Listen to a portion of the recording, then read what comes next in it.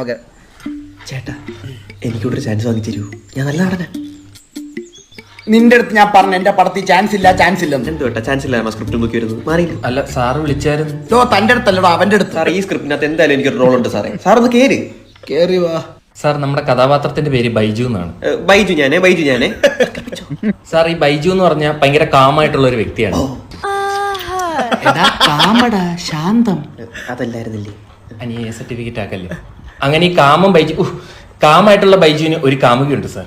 തമന്നെ ഫിക്സേ സമന്തയായാലും തമന്നെ മതി സാറേ. എന്ത് അഡ്ജസ്റ്റ്മെന്റ് നമ്മൾ റെഡിയാണ് കേട്ടോ. സാർ പറഞ്ഞു.